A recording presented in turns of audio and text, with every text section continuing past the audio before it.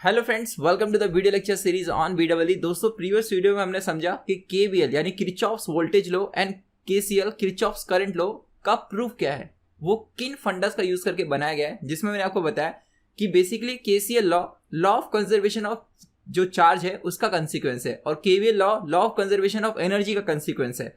तो इस वीडियो में मैं आपको उन लॉस को कैसे सर्किट पे अप्लाई करना है ये बताऊंगा। पहले हम कुछ बेसिक सर्किट के जरिए इन लॉस को समझेंगे कि कैसे इन लॉ को हम किसी सर्किट पे अप्लाई करके करंट एंड वोल्टेज फाइंड कर सकते हैं, और फिर धीरे धीरे हम कॉम्प्लेक्स से कॉम्प्लेक्स सर्किट पे इस लॉ को कैसे सिस्टमेटिक वे से अप्लाई किया जाए ये मैं आपको बताऊंगा। सो दोस्तों, आइए देखते हैं सबसे पहले क्वेश्चन को, जहां पर हमें ये पर्टिकुलर सर्किट दिया गया है। सो दोस्तों, अगर इस सर्किट को एनालाइज करें तो यहाँ पर आप देखेंगे मिड में एक जंक्शन है, और ये जंक्शन से ये क्या निकल रहा है भाई, एरो, ये करंट सोर्स है। बेसिकली करंट सोर्स क्या होता है दोस्तों, जैसे एक कोई बैटरी हमारे सर्किट में वोल्टेज को सप्लाई करता है। यानी अगर मेरे पास कोई सर्किट है, देखिएगा यहाँ पे मैं बना के दिखाता हूँ। तो दोस्तों, ये रेजिस्टेंस है और इसके अक्रॉस में एक बैटरी लगाता हूँ, प्लस माइनस इस तरह। तो ये जो बैटरी है ये बेसिकली क्या है, एक वोल्टेज सोर्स है। अब जो भी सर्किट हम एनालाइज करते हैं, हम ये अज्यूम करते हैं कि ये बैटरी का जो भी पोटेंशियल होगा डिफरेंस, ठीक है, इसके अक्रॉस जो भी पोटेंशियल डिफरेंस होगा वो फ्लक्चुएट नहीं होगा अगर यहाँ पर मैं कितने भी रेजिस्टेंस या बाहर कुछ भी कनेक्ट करूं। तो हम आइडियल वोल्टेज सोर्स को अज्यूम करते हैं। उसी तरह दोस्तों, एक ऐसा डिवाइस है, बैटरी क्या है, एक ऐसा डिवाइस जो कांस्टेंट वोल्टेज हमारे सर्किट को प्रोवाइड करेगा, राइट। उसका वोल्टेज में फ्लक्चुएशन नहीं होगा अगर बाहर कुछ भी हम चेंजेस करते हैं। यानी बाहर के सर्किट में यहाँ पे और भी रेजिस्टेंस लगा दूं तो ये बैटरी के वोल्टेज में कोई चेंजेस नहीं होगी, ठीक है। ऐसा हम आइडियली अज्यूम करते हैं, पर जनरल लाइफ में होता है। क्यों होता है इसे मैं अलग से एक वीडियो में बताऊंगा, voltage source and current source के बारे में। बेसिकली दोस्तों, आपको अभी यहाँ पर ये समझना है इस प्रॉब्लम को सॉल्व करने के लिए कि अगर मेरे पास एक ऐसा डिवाइस है जो मेरे सर्किट को कांस्टेंट करंट सप्लाई कर सके, मतलब पूरे सर्किट में आप कितने भी रेजिस्टेंस लगाओ, कुछ भी लगाओ, लेकिन ये जो डिवाइस है ये कांस्टेंट करंट हमेशा मेरे सर्किट को सप्लाई करते रहेगा। तो ऐसे डिवाइस को दोस्तों हम करंट सोर्स कहते हैं, ठीक है। तो जो भी हम बीडब्ल्यू में सर्किट सॉल्व करते हैं वहां पर हम आइडियल करंट सोर्स अज्यूम करते हैं। यानी बाहर आप सर्किट में कुछ भी मतलब कनेक्ट करो, जैसे यहाँ पर मैं आपको दिखाता हूँ। देखिए, सपोज मेरे पास एक रेजिस्टेंस है और यहाँ पर मैं एक ऐसा करंट सोर्स कनेक्ट कर रहा हूँ जो 2 एम्पियर करंट सप्लाई कर रहा है। अब ये करंट सोर्स बनाया कैसे जाता है मैं एक अलग वीडियो में आपको बताऊंगा। अभी बस ये अज्यूम करो, ये जो भी आपको दिखाया गया है इस तरह, ये एक डिवाइस है जो कांस्टेंट करंट सप्लाई करेगा सर्किट में, ओके। सो दोस्तों, ये जो 2 एम्पियर है यही इस रेजिस्टेंस के थ्रू पास होगा। अब दोस्तों, अगर मैं एक और रेजिस्टेंस यहाँ पे लगा दूं तो उसकी वजह से ये जो करंट सोर्स है जो 2 एम्पियर सप्लाई कर रहा है, ये 2 एम्पियर से उसका जो वैल्यू है वो डिक्रीज नहीं होगा, वो 2 एम्पियर ही सप्लाई करेगा। बस क्या होगा, यहाँ पर स्प्लिटिंग अलग अलग हो जाएगी। जैसे यहाँ पर ये रेजिस्टेंस R1 है और ये रेजिस्टेंस R2 है, तो जिस रेजिस्टेंस की वैल्यू कम होगी उसके थ्रू करंट ज्यादा जाएगा और जिसकी ज्यादा होगी उसके थ्रू करंट कम जाएगा, ठीक है। लेकिन जो एंट्री मार रहा है करंट, मतलब जितना करंट यहाँ पे एंट्री मार रहा है वो 2 एम्पियर ही रहेगा। मतलब बाहर आप कुछ भी कनेक्ट करो, ये करंट सोर्स जो है वो 2 एम्पियर करंट कांस्टेंट देगा ही देगा, उसका जो करंट का वैल्यू है वो फ्लक्चुएट नहीं होगा। तो ये होता है दोस्तों आइडियल करंट सोर्स। अब ये बनाया कैसे जाता है हम लोग देखेंगे आने वाले वीडियो में। लेकिन अब आपको इतना तो समझ में आ गया होगा कि अगर ये एक जंक्शन है और यहाँ से ये जो 5 हमारे पास करंट सोर्स है, इनके डायरेक्शन को देखा जाए दोस्तों, इस जंक्शन से 3 एम्पियर करंट निकल रहा है, right.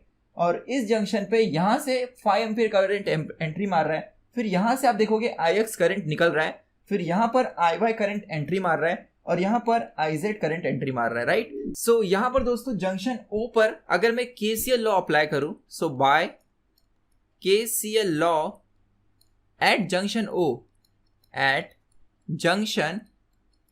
O we can write what, जितने भी इनकमिंग करंट है उनका sum equals to outgoing current, यही केसीएल लॉ है। तो अब यहाँ पर देखिएगा इनकमिंग कितने कितने हैं। तो दोस्तोit ये आ रहा है, एंट्री कर रहा है, ये एंट्री कर रहा है और ये एंट्री कर रहा है, मतलब 5 IY और IZ। तो मैं लिख सकता हूँ 5 plus IY plus IZ is equal to what, outgoing current. कौन कौन से करंट लीव कर रहे हैं, 3 ampere and IX। So this is equal to 3 plus IX, right. So दोस्तों, इस इक्वेशन को अगर हम सिंप्लीफाई करें तो देखिए, अब यहाँ पर मेरे पास ये जो इक्वेशन मिली इसमें कितने वेरिएबल है, 3 वेरिएबल है दोस्तों। 3 वेरिएबल अगर मुझे दिए हैं और उनकी वैल्यू अगर मुझे फाइंड करनी है तो मुझे 3 इक्वेशन चाहिए। लेकिन इस सिनेरियो में ऐसा नहीं है, यहाँ पर हमें केस नंबर 1 में IX की वैल्यू फाइंड करनी है। मतलब मैं क्या कह रहा हूँ, यहाँ पर आपको 3 इक्वेशन फाइंड करने की जरूरत नहीं होगी। देखिए, मैथ्स का रूल क्या है, अगर 3 वेरिएबल है तो आपको 3 इक्वेशन चाहिए होगी। जब उनको साइमल्टेनियसली सॉल्व करोगे तब आपको तीनों का आंसर पता चलेगा, राइट। जैसे एक्स वाई जेड में अगर मुझे अननोन है एक्स वाई जेड, तो मुझे 3 इक्वेशन चाहिए होगी एक्स वाई जेड के टर्म में, उन्हें साइमल्टेनियसली सॉल्व करने पे एक्स वाई जेड मिल सकता है। लेकिन यहाँ पर हमें एक ही इक्वेशन से सब आंसर मिल जाएगा, क्योंकि पूछा गया है आई एक्स की वैल्यू और आई वाई और आई जेड ऑलरेडी दिया हुआ है, समझे। वैसे यहाँ पर दोस्तों आई वाई पूछा गया है और आई एक्स एंड आई जेड दिया गया है, और लास्ट वाले में आई जेड पूछा गया है और कंडीशन दी गई है तीनों इक्वल है। तो हम आराम से सिर्फ इसी एक इक्वेशन से सॉल्व कर सकते हैं।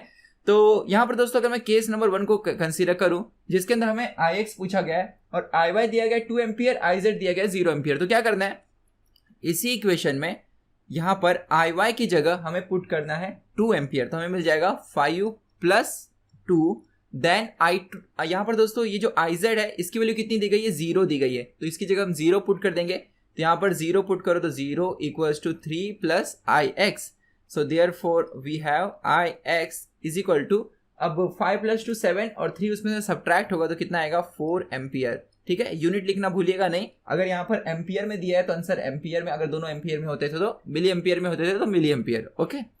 अब दोस्तों यहाँ पर नेक्स्ट वाले पे आते हैं हम लोग, जो हमारा अगला पार्ट है ये वाला, इसमें हमें आई वाई पूछा गया है और आई एक्स और आई जेड दिया गया है। सो यार आई एक्स कितना दिया गया है, 2 एम्पियर दिया गया है, राइट। तो इसलिए जो आर एच एस है वो कितना हो जाएगा 3 + 2, और एल एच एस में हमें यहाँ पर आई जेड दिया गया है, तो आई जेड की जगह मैं पुट करूँ 2 टाइम्स आई वाई, ठीक है। आई जेड का वैल्यू दोस्तों दिया गया है 2 टाइम्स आई वाई, तो यहाँ पर 2 टाइम्स आई वाई पुट करेंगे आई जेड की जगह, और इसमें आई वाई एक और ऐड होगा तो हमें मिल जाएगा 3 times I Y, right. Then plus ये 5, तो यहाँ पर आप देखोगे 3 + 5 आर एच एस साइड, यहाँ पर भी 5, दोनों कैंसिल हो गए, 0 हो जाएगा, इसलिए मुझे मिलेगा 3IY = 0, देयरफॉर IY = 0 एम्पियर। इसका क्या मतलब हुआ कि अगर IX एंड IZ में ये रिलेशन हो, IZ = ट्वाइस ऑफ IY, तो दोस्तों यहाँ पर जो IY है उसके थ्रू कोई भी करंट पास नहीं होगा, ये 0 हो जाएगा, ठीक है। यहाँ पर दोस्तों मैं अगर तीसरा वाला केस सॉल्व करूँ जो थोड़ा सा इंटरेस्टिंग है, उसे देखिएगा। थर्ड वाले केस में अगर मैं सब्स्टिट्यूट करता हूँ IX = IY = IZ, तो क्या होगा यहाँ पर कि IY, IZ, IX ये तीनों इक्वल है, तो तीनों को हम रिप्लेस करेंगे एक सिंगल सिंबल से। देखो हमें फाइंड क्या करना है IZ, तो मैं क्या करता हूँ, मुझे IZ फाइंड करना है ना, तो IY और IX दोनों की जगह मैं IZ लिख देता हूँ, सबको IZ में कन्वर्ट कर देता हूँ, बिकॉज तीनों इक्वल है। तो इसलिए यहाँ पर मैं लिख सकता हूँ 5 + IY की जगह IZ लिखूंगा तो IZ + IZ क्या होगा 2IZ = 3 प्लस देन उधर पे IX है उसकी जगह लिख दूंगा IZ। तो अब यहाँ पर 5 और 3 जो है, 3 को यहाँ लेकर आते हैं, 5 में से 3 जाएगा तो 2, और दोस्तों 2I2 उस तरफ लेकर जाऊं तो IZ। तो दोस्तों यहाँ पर 2IZ जो है उसको वहां पर लेकर जाऊं तो वो IZ से सब्ट्रैक्ट होकर क्या हो जाएगा -IZ, okay. So therefore IZ = -2 ampere.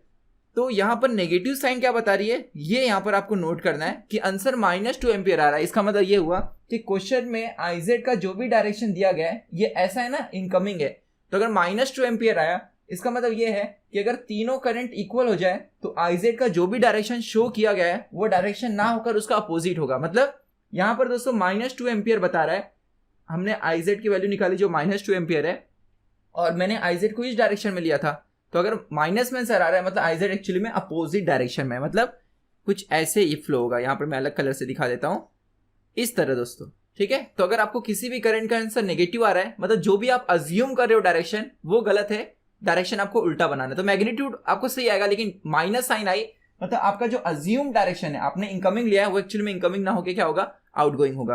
यहाँ पर दोस्तों आंसर आएगा ये 2 एम्पियर, ठीक है, इस डायरेक्शन में। अगर इस डायरेक्शन में लिख रहे हो तो उसे -2 एम्पियर लिखना होगा जो आपको मिला हुआ है। यहाँ पर याद रखिएगा -2 एम्पियर हमें इस केस की वजह से आ रहा है, मतलब बाकी सब केस में देखो अलग अलग वैल्यू है, ठीक है। तो आप IX IY जैसे चेंज करोगे उसके हिसाब से जो डायरेक्शन है ये भी चेंज हो सकता है, वो डिपेंड करता है कि बाकी सारे करंट जो एंट्री और लीव कर रहे हैं उनका मैग्नीट्यूड क्या है, ठीक है। सो आपको बस एक चीज यहाँ पर ध्यान देना है कि अगर किसी करंट का डायरेक्शन माइनस आता है तो उसका मतलब जो भी आपने डायरेक्शन वहां पर लिया है वो डायरेक्शन ना होकर उसका अपोजिट है। तो दोस्तों आइए कुछ और हम एग्जाम्पल के जरिए KCL और KVL लॉ को समझते हैं। सो दोस्तों सेकंड क्वेश्चन में जो हमें सर्किट दिया हुआ है उसके अंदर हमें फाइंड करना है करंट इन ऑल ब्रांचेस। याद है आपको मैंने ब्रांच का डेफिनेशन बताया था, वो पार्ट जो 2 जंक्शन के बीच में कनेक्टेड हो। तो आप यहाँ पर जितने भी रेजिस्टेंस देख रहे हो ना पूरे के पूरे सर्किट में, आप ये रेजिस्टेंस को देखो, ये इस एंड पॉइंट और इस एंड पॉइंट के बीच में कनेक्टेड है, यानी वो 2 जंक्शन के बीच में कनेक्टेड है। तो यहाँ पर जो बोला जा रहा है कि find current in all branches, मतलब करंट इन ऑल रजिस्टेंस आपसे पूछा जा रहा है, जितने भी रजिस्टर यहाँ पे कनेक्टेड है उनके थ्रू करंट पूछा जा रहा है। और बोला गया है find the current in all branches of the network shown in the figure. तो दोस्तों इस नेटवर्क को अगर आप एनालाइज करोगे तो यहाँ पर कितना जो करंट है वो एंट्री मार रहा है उसे पहले नोट करो। यहाँ पर देखोगे यार ये 120 यहाँ पे एंट्री मार रहा है, उसके बाद यहाँ पर ये 20 एंट्री मार रहा है और यहाँ पर ये 80 एंट्री मार रहा है। तो 120 प्लस 80 हो गया 200 और प्लस 20 कितना हो गया 220। तो ये हो गया 220 एम्पियर एंट्री मार रहा है ना। उसके बाद दोस्तों लीव कितने कर रहे हैं हम लोग ये देखें अगर, तो यहाँ से 125 निकल रहा है, यहाँ से 5 एम्पियर निकल रहा है, मतलब 125 और 5 हो गया 130, फिर यहाँ पर 10 तो कितना हो गया 140 और यहाँ पर दोस्तों 80 तो हो गया फिर से 220। तो आप देख रहे हो जितना एंट्री मार रहा है उतना ही निकल रहा है, तो निकलने वाला भी कितना है 220 है। तो अब आपसे पूछा जा रहा है कि बताओ एक एक रजिस्टेंस से कितना करंट फ्लो हो रहा है। तो देखो इसे सॉल्व करना बड़ा ही आसान है। आप किसी भी एक ब्रांच को सिलेक्ट कर लो, मतलब किसी भी एक रेजिस्टेंस को सिलेक्ट कर लो और उसके थ्रू कुछ करंट अज्यूम कर लो। तो जैसे यहाँ पर दोस्तों मैं ये 10 वाले को सिलेक्ट कर लूँ, या आप किसी को भी ले सकते हो, ठीक है। तो इसके थ्रू सपोज मैं करंट अज्यूम कर लेता हूँ, इसके थ्रू करंट है I। तो दोस्तों यहाँ से अगर I करंट आएगा, यहाँ से कितना निकल जा रहा है 80 निकल जा रहा है। तो अगर I एंट्री मार रहा है और उसमें से 80 निकल जा रहा है, तो यहाँ पर हम इस ब्रांच से कितना करंट बोल सकते हैं, इस ब्रांच से करंट दोस्तों जाएगा, क्योंकि 80 निकल चुका है तो I में से 80 सब्ट्रैक्ट हो जाएगा, समझे। अब दोस्तों I माइनस 80 करंट यहाँ पर आ रहा है और 20 एंट्री मार रहा है, तो यहाँ से I माइनस 80 और यहाँ से आने वाला 20 दोनों मिल जाएंगे, तो I माइनस 80 प्लस 20 कितना हो जाएगा I माइनस 60, राइट। तो ये जो 50 वाला रेजिस्टेंस है इसके थ्रू करंट पास होगा I माइनस 60। अब दोस्तों यहाँ पर I माइनस 60 करंट आया, उसमें से 10 निकल गया, तो I माइनस 60 में से 10 सब्ट्रैक्ट करोगे तो आपको आंसर आएगा दोस्तों I माइनस 70। बहुत लोग गलती में जल्दी में से I माइनस 50 लिख देते हैं, मतलब I माइनस 60 से 10 सब्ट्रैक्ट हुआ तो I माइनस 50। तो ऐसा नहीं करना, आप पहले कैलकुलेट अच्छे से कर लेना, ठीक है। हो जाता है नॉर्मली क्या 60 माइनस 10 50 ऐसा हो जाता है, लेकिन ये 60 ये माइनस 60 है, उसमें से 10 सब्ट्रैक्ट करोगे तो माइनस 70 होगा, है ना। तो ये होगा I माइनस 70 और ये I माइनस 70 जब यहाँ आएगा तो उसमें 80 ऐड हो रहा है, 80 आ रहा है ना यहाँ से, तो यहाँ से करंट दोनों आकर मिलेंगे और फिर यहाँ कितना निकलेगा दोनों का सम, मतलब I माइनस 70 प्लस 80 ये दोनों मिलाकर कितना हो जाएगा दोस्तों। ये दोनों को अगर हम लोग सम करें तो हमें मिलेगा I plus 10, right, I plus 10। अब यहाँ पर देखिएगा I प्लस 10 करंट यहाँ पर आया, उसमें से 5 एम्पियर करंट निकल गया, 5 एम्पियर करंट निकल गया, तो हमें अब यहाँ पर इस ब्रांच से कितना मिलेगा I प्लस 10 से 5 निकाल दो, यानी I प्लस यहाँ पर मिलेगा दोस्तों हमें 5। दोस्तों I प्लस 5 करंट यहाँ आ रहा है जिसमें से 125 निकल गया, तो 125 अगर निकल गया तो I प्लस 5 माइनस 125 कितना होगा I minus 20, sorry I minus 120। यहाँ पर दोस्तों इस वाले सर्किट से जो नेटवर्क दिख रहा है यहाँ से कितना करंट अपवर्ड फ्लो होते हुए दिखाई देगा I माइनस 120। अब दोस्तों I माइनस 120 यहाँ गया और ऊपर से कितना आया 120, तो दोनों को सम करोगे तो कितना मिलेगा I माइनस 120 प्लस 120 कितना मिला I। तो जितना आपने इनिशियली कंसीडर किया था उतना ही आपको वापस मिल गया, तो आपने सही स्प्लिटिंग की है। यही तरीका है पहचानने का कि जो भी आपने किसी ब्रांच के थ्रू करंट लिया है, पूरा स्प्लिटिंग करने के बाद जब यहाँ पर पहुंचोगे और आपको वापस से I मिल जाए, मतलब आपकी स्प्लिटिंग जो है वो सही है, ठीक है। तो दोस्तों अगर आपको एक बार ये स्प्लिटिंग समझ गया और आपने सारे करंट का डायरेक्शन भी लिख लिया, तो आपको सिंपली यहाँ पर आप KVL लॉ लगाना है। KCL क्यों नहीं लगा सकते, क्योंकि KCL के लिए आपको क्या चाहिए, जंक्शन चाहिए, और जंक्शन है यहाँ पर, लेकिन दोस्तों आप लगा के देखो किसी भी जंक्शन में आपको I की वैल्यू नहीं मिलेगी, ठीक है। तो यहाँ पर हम इस पूरे के पूरे सर्किट में अगर एक बार KVL लगा दें तो तुरंत आंसर हमें निकल कर आ जाएगा और हमें I की वैल्यू पता चल जाएगी। और एक बार I की वैल्यू पता चल गई तो हम ये सारे एक्सप्रेशन में पुट कर दे तो हमें हर एक ब्रांच से करंट पता चल जाएगा, ठीक है। सो पहले ये नोट कीजिएगा कि मैंने बोला KCL यहाँ पर अप्लाई क्यों नहीं कर सकते। जैसे अप्लाई नहीं कर सकते मतलब इनवैलिड नहीं है, वैलिड है। जैसे मैं अप्लाई करके बताता हूँ, जैसे इस पॉइंट पे अप्लाई करते हैं या कोई भी रैंडम पॉइंट लो, ये लो। यहाँ पर दोस्तों इनकमिंग करंट क्या क्या है, यहाँ पर इनकमिंग करंट है I माइनस 60, है ना। तो I माइनस 60 अगर मैं लिखूं, this is equal to what, outgoing current. Outgoing current क्या क्या है I माइनस 70 और 10, दोनों को सम करोगे तो दोस्तों क्या आएगा I माइनस 60 आएगा, है ना। तो I minus 60 equal to I minus 60 मिल गया, मतलब आपको I की वैल्यू मिली नहीं मिली।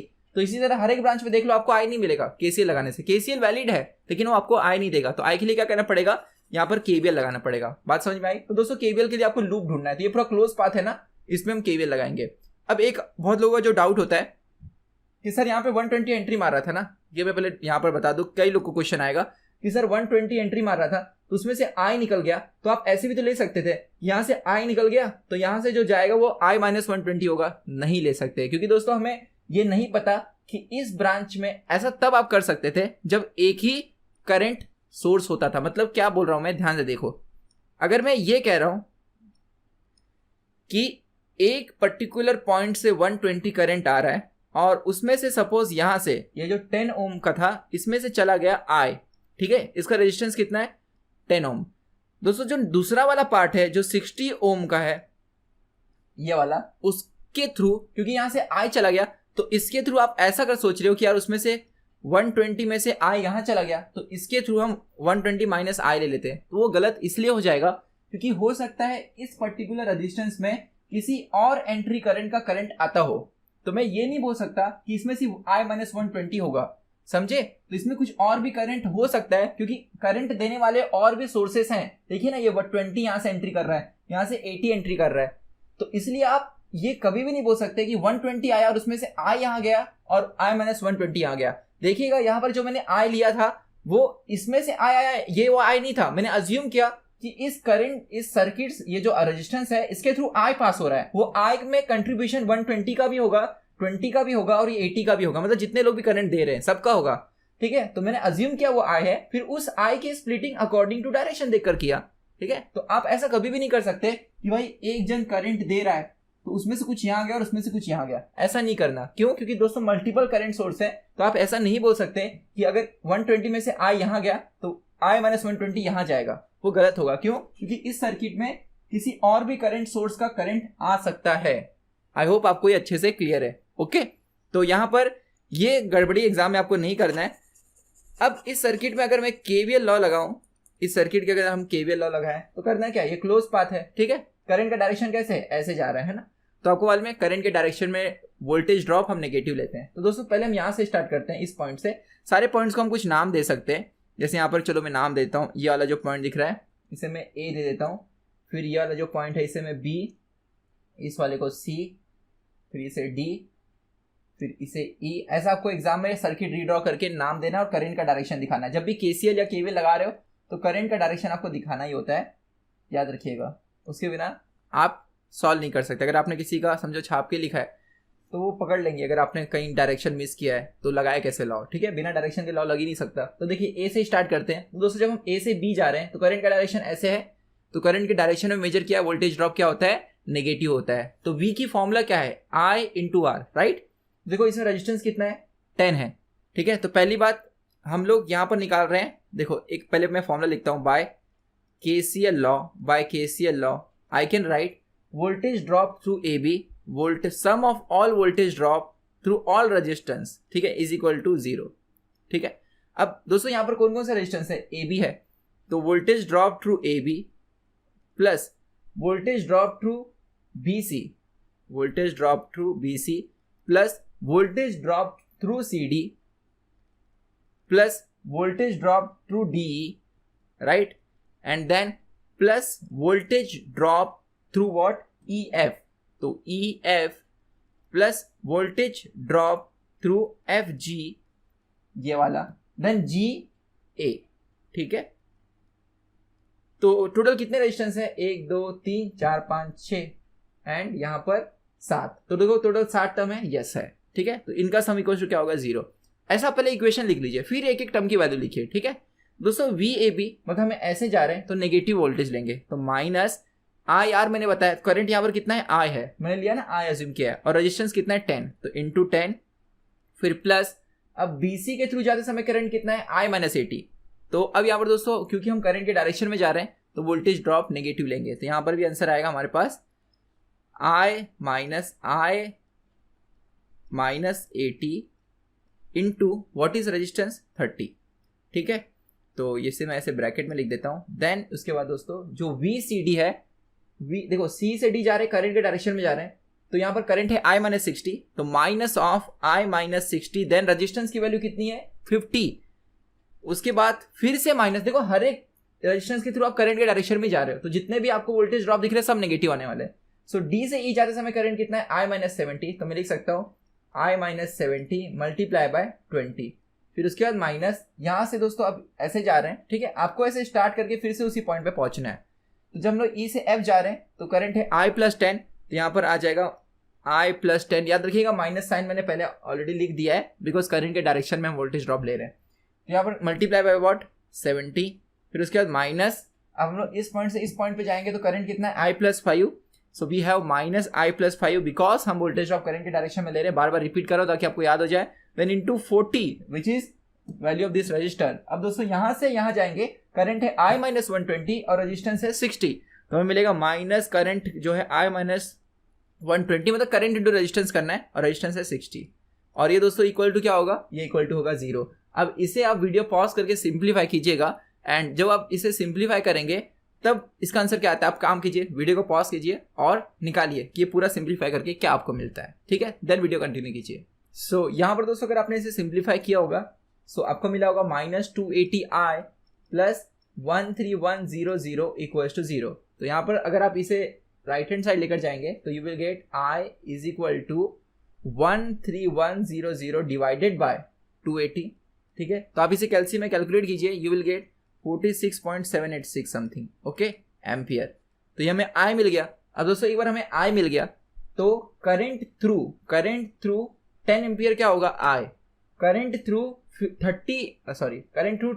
10 ओम जो है वो I होगा, not ampere. Current through 10 ohm resistance is I which is 46.786 ampere, ठीक है।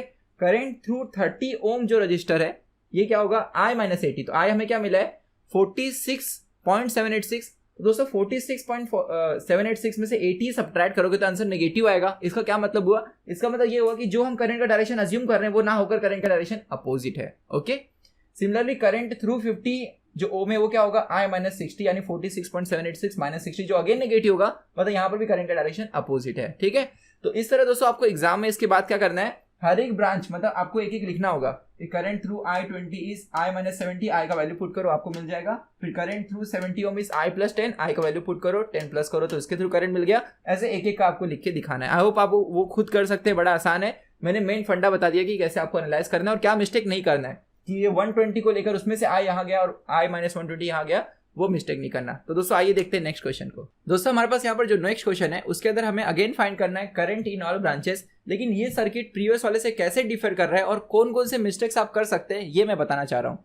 दोस्तों इसका प्रीवियस वाला क्वेश्चन जो था उस पर एक बार मैं फिर से लेकर जाना चाहूंगा आपको।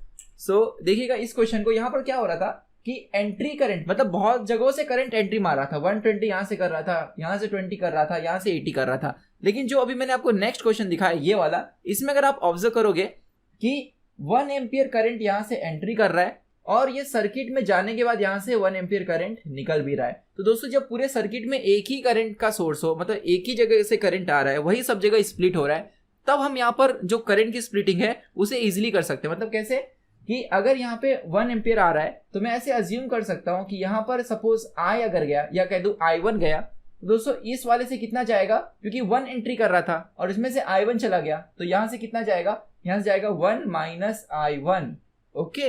लेकिन ये मैं पहले वाले में क्यों नहीं कर सकता था? अगर आप पहला वाला क्वेश्चन देखेंगे, इसके जस्ट पहले जो मैंने दिया था ये वाला सर्किट, तो दोस्तों इस वाले सर्किट में अगर आप ऐसे अज्यूम करेंगे कि यार यहाँ से 120 आया और इसमें से यहाँ फिर I चला गया और उसके बाद यहाँ पर 120 माइनस आ गया, ये गलत क्यों हो रहा था? बिकॉज दोस्तों यहाँ पर करंट देने वाला सिर्फ यही लाइन नहीं है, बाकी जगहों से भी करंट आ रहा है, ठीक है। तो ये आपको ध्यान देना होगा कि जब भी हमारे पूरे के पूरे सर्किट में सिर्फ एक ही जगह से करंट एंट्री मार रहा है इस तरह, तो दोस्तों आप यहाँ पर स्प्लिटिंग कर सकते हैं कि यहाँ से सपोज I1 गया तो यहाँ से जाएगा क्या 1 - I1, ठीक है, इस तरह आप कर सकते हैं। तो दोस्तों यहाँ पर अगर 1 - I1 इसके थ्रू गया तो वो इस पॉइंट पे अगर आएगा तो इस पॉइंट पर आकर स्प्लिट होगा, राइट, स्प्लिट होगा तो यहाँ से कुछ जाएगा और कुछ यहाँ से जाएगा। तो सपोज एक चीज याद रखिएगा, जब दो जगह स्प्लिटिंग हो रही है तो अननोन आपको एक ही लेना है। आप ऐसे ही नहीं बोल सकते कि यहाँ से सपोज I2 गया यहाँ से I3 गया, नहीं, आपको एक जगह लेना है अननोन और दूसरी जगह उसके टर्म में लिखना है। मतलब अगर मैं ये अज्यूम कर लूँ कि इस सर्किट से सपोज I2 करंट जाता है तो दोस्तों यहाँ से कितना जाएगा, जितना भी एंट्री मार रहा था उसमें से I2 घटा दो, मतलब I - I1 से I2 घट जाएगा तो क्या मिलेगा, सॉरी 1 - I1 से I2 घट जाएगा, तो 1 - I1 - I2। क्या आप समझ रहे हैं इस चीज को? देखो बड़ा आसान है। I - I1 एंट्री मारा, उसमें से यहाँ पर I2 निकल गया तो यहाँ से कितना जाएगा, i माइनस आई वन आ रहा था और उसमें से i2 निकला, तो यहाँ से जाएगा i minus I one minus I two, मतलब जितना आ रहा था उसमें से i2 घटा तो बचा हुआ यहाँ से, बड़ा आसान है। अब दोस्तों आप देखोगे i2 यार यहाँ से गया है ना, और i1 यहाँ से गया, तब दोनों आकर जब ऐसे मिलेंगे तो ये इधर से कितना जाएगा, इधर से जाएगा हमारा टोटल i1 प्लस i2 यानी दोनों का सम। और दोस्तों जब i1 प्लस i2 यहाँ आएगा और यहाँ से जो करंट निकल रहा है वो 1 माइनस i1 माइनस i2 आएगा, जब तो दोनों का जब सम होगा तो i1 i2 minus i1 i2 से कैंसिल हो जाएंगे और हमें 1 मिलेगा, और इसलिए आप देखेंगे यहाँ पे करेक्टली 1 बाहर निकल रहा है, मतलब आपका स्प्लिटिंग सही है, समझे। मतलब जितने करंट मिलकर यहाँ पर अगर 1 एम्पियर के इक्वल हो जा रहे हैं, मतलब आपने जो भी डिस्ट्रीब्यूशन लिया वो सही है। मतलब जितना आपने स्टार्ट, मैंने आपको पहले बताया था कि सर्किट में अगर हम लोग घूम के वापस आए तो आपको, अगर आपने आई से स्टार्ट किया है तो आपको वापस से आई मिलना चाहिए इसके पहले वाले सर्किट में। अगर दोस्तों हमने 1 से स्टार्ट किया है तो हमें एंड में जाकर 1 मिलना चाहिए, ठीक है। तो यहाँ पर अब हमारे पास वेरिएबल्स कितने हैं ये देखना है आपको। तो दोस्तों यहाँ पर कौन कौन सी चीजें अननोन है, एक तो i1 एक तो i2। जितने अननोन होंगे आपको उतने लूप्स ढूंढने होंगे। मैं फिर से रिपीट कर रहा हूँ, जितने भी अननोन होंगे आपको उतने लूप्स ढूंढने होंगे। तो यहाँ पर दोस्तों 2 लूप आप कंसीडर कर लीजिए, क्योंकि 2 अननोन है।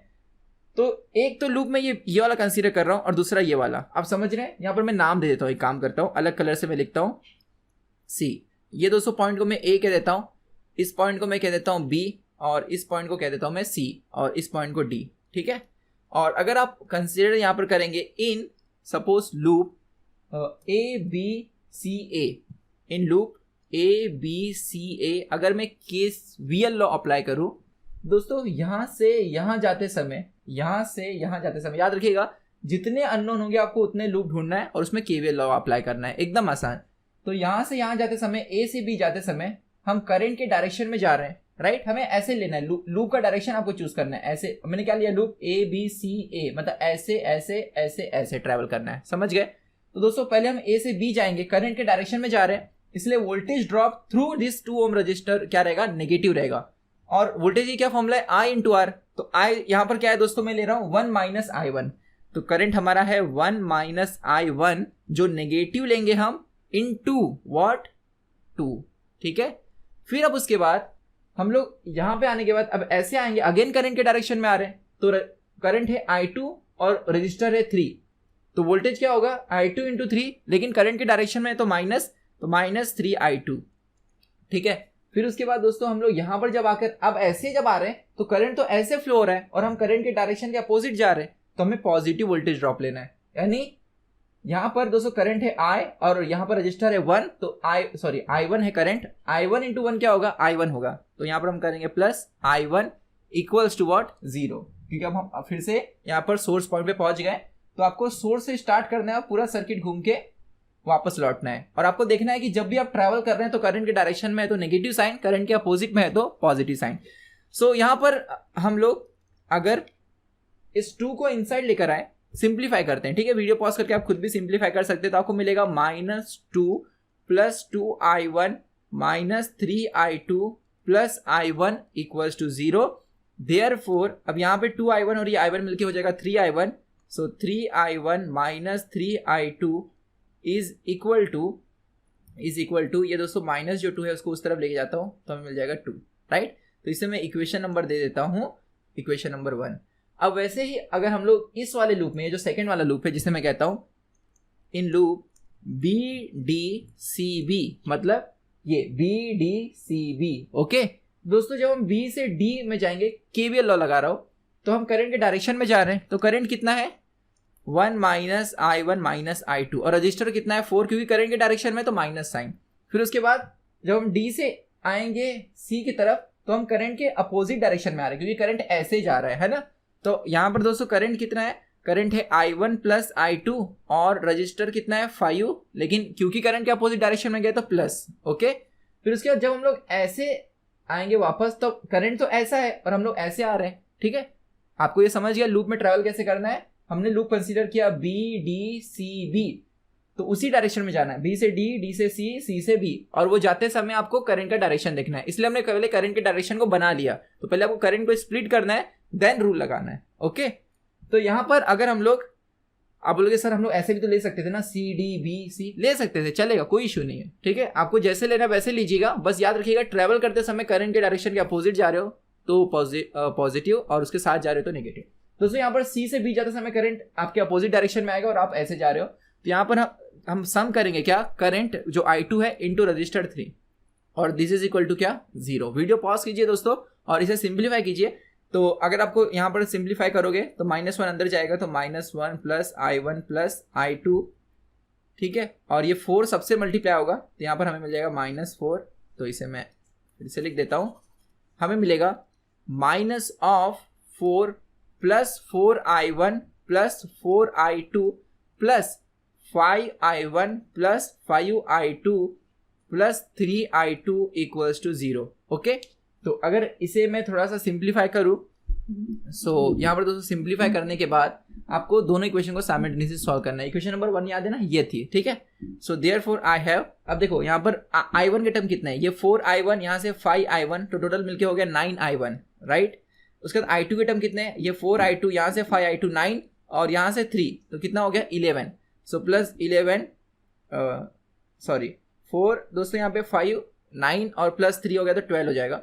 सो 12I2, अब यहाँ पे जो -4 है वो राइट हैंड साइड जाएगा तो कितना हो जाएगा 4 हो जाएगा। ओके, सो अब यहाँ पर आप 3 से डिवाइड भी कर सकते हो पर जरूरत नहीं है। यहाँ पर अगर आप दोस्तों इसे इक्वेशन नंबर 2 दे दोगे और इसे इक्वेशन नंबर 1 और दोनों को आप साइमल्टेनियसली अगर सॉल्व करोगे, आप वीडियो पॉज कीजिए और दोनों को साइमल्टेनियसली सॉल्व कीजिए, करना कुछ नहीं है। अगर इस इक्वेशन को आप मल्टीप्लाई करोगे 3 के साथ, ठीक है, तो ये हो जाएगा 9I1 minus 9I2 equals to 6 और फिर ये दोनों को आप सब्ट्रैक्ट कर दो तो आपको यहाँ पर दोस्तों I2 का आंसर मिल जाएगा। तो आप वीडियो को पॉज करके I1 एंड I2 निकालिए और मुझे बताइए यहाँ पर कि I1 और I2 मुझे जो मिल रहा है आपको क्या वही मिला कि नहीं, ठीक है। तो आप पहले वीडियो पॉज कीजिए फिर मैं आंसर आपको बता दूं। सो आई होप आपने कैलकुलेट किया होगा और आपको दोस्तों ये दोनों साइमल्टेनियसली सॉल्व करने के बाद I1 का आंसर आप इंजीनियरिंग में कैल्सी यूज कर सकते हैं, कैल्सी भी डायरेक्टली पुट करेंगे तो आपको I1 I2 मिल जाएगा। सो I1 का आंसर दोस्तों आपको 0.571 एम्पीयर मिलेगा और I2 का आंसर जो मिलेगा होगा -0.0952। ओके, सो यहाँ पर दोस्तों माइनस में I2 मिल रहा है, इसका मतलब I2 का जो भी साइन आपने अज्यूम किया था वो ना होकर अपोजिट है। तो यहाँ पर दोस्तों एक बार हमें I1 I2 मिल गया तो करंट थ्रू ऑल ब्रांचेस हम कैसे फाइंड करेंगे। अब करंट थ्रू यहाँ पर 1 ओम क्या होगा I1 जो I1 की वैल्यू है, करंट थ्रू 5 ओम क्या होगा I1 प्लस I2, मतलब ये दोनों को आपको सम कर देना है, ठीक है। फिर वैसे ही करंट थ्रू 4 ओम क्या होगा 1 माइनस I1 माइनस I2, तो यहाँ पे I1 I2 पुट कीजिए तो 4 ओम के थ्रू करंट पता चल जाएगा। उसी तरह 2 ओम के थ्रू करंट होगा 1 माइनस I1 और 3 ओम के करंट होगा I2, तो उसमें I1 I2 पुट करना और आपको आंसर मिल जाएगा। शायद आप आई होप आप वो खुद कर सकते हैं। तो दोस्तों ये थे कुछ बेसिक क्वेश्चंस जिसमें आपने KVL law and KCL law को अप्लाई करना सीखा और करंट की स्प्लिटिंग कैसे करनी है वो भी आप जाने। दोस्तों कुछ और कॉम्प्लेक्स सर्किट में करंट की स्प्लिटिंग कैसे कर सकते हैं हम, अगर हमारे पास मल्टीपल बैटरीज है, मल्टीपल करंट सोर्स है, तो उसे समझना बहुत जरूरी है कि अगर एक ही करंट हो इस तरह तो स्प्लिटिंग तो आसान है, लेकिन इसके पहले वाले आपने देखा कि अगर मल्टीपल करंट एंट्री कर रहे हैं तो आपको स्प्लिटिंग में ध्यान देना है ना। तो आइए हम लोग नेक्स्ट वीडियो लेक्चर में आप देखते हैं कि कॉम्प्लेक्स सर्किट में कैसे इस कंसेप्ट को अप्लाई किया जाए। बहुत बहुत धन्यवाद।